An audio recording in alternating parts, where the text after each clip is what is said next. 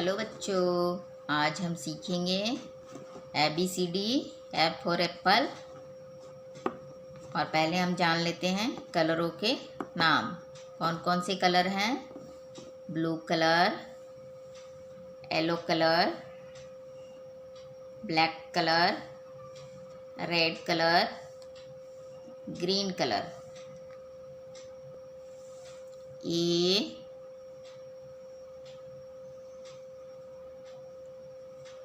A for apple. B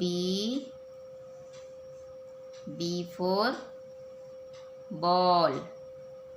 C for cat. D for doll. E for eyes. E for eyes. F for fan. G for gun.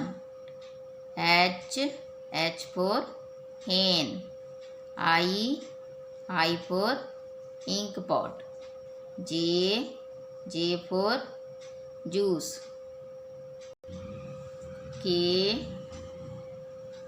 for kite. L for lion. M for mango. N for nest. O for orange. P for pen.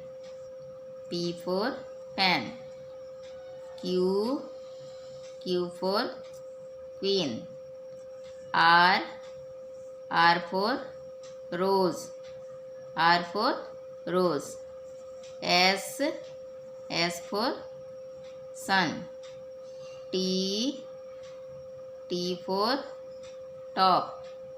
T for top.